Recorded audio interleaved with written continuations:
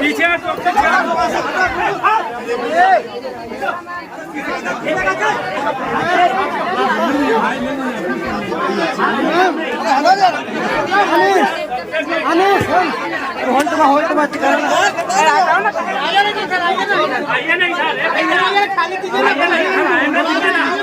इधर आने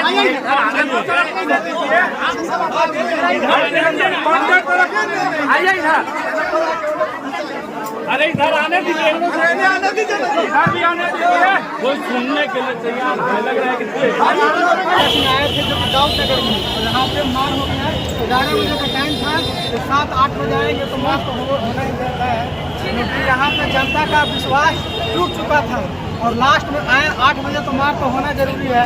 आप पूरा देख लीजिए पहले, यहाँ पे तोड़ फोड़ हो गया है।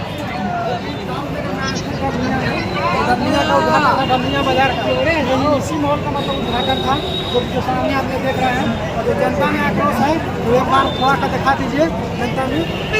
हेलो, धन्यवाद, जय हिंद जय भारत। क्योंकि यहाँ पे ज़्यादा रिस्क नहीं लेना है, निकलते हैं यहाँ से।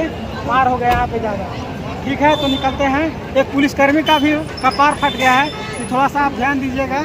और यहाँ पे जितना भी मतलब जनता था मार बजा है, पुलिस का भी उधर है जनसभा जो कि जा रहे हैं, क्योंकि पुलिस भी है यहाँ पे तैनात है। कंट्रोल नहीं होने के कारण मार ज़्यादा हो गया।